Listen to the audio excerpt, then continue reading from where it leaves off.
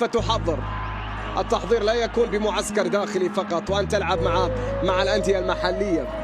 التحضير يجب أن يكون بمباريات ودية مع منتخبات تشارك في البطولة بمختلف المناطق، إن كانت المدرسة الشرق آسيوية أو إن كانت المدرسة الوسط آسيوية أو إن كانت المدرسة الأسترالية أو كذلك منتخبات المنطقة.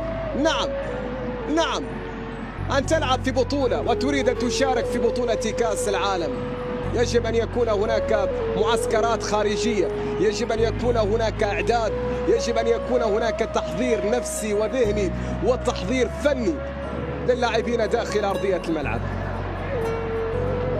هذا النوع من المباريات هو الذي يتعلم منه اللاعب، هذا النوع من التحضير هو الذي يعطيك كامل الجهوزية لأن تشارك في بطولة مؤهلة إلى بطولة كأس العالم. عدا ذلك تبقى مسألة اجتهادات وتبقى مسألة فوارق فنية أو مهارية موجودة في اليمن. اليمن مليء بالمواهب، أينما ذهبت وأينما انتقلت وأينما ترحلت في اليمن.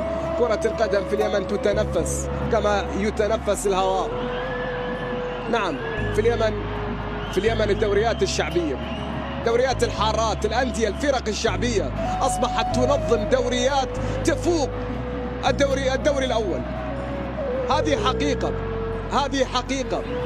نعم، نخرج إلى اليمن نشاهد في اليمن ماذا يدور وماذا يحدث هناك على مستوى الفرق الشعبية التي أصبحت تنظم دوريات بمستوى عالي، لكن هذا ما يحدث.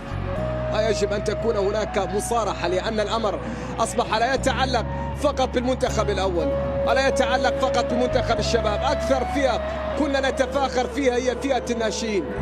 أكثر فئة منتخب الناشئين كان منتخب السعادة على اليمنيين. كرة منقولة تصل بعد ذلك في وسط الملعب من جديد،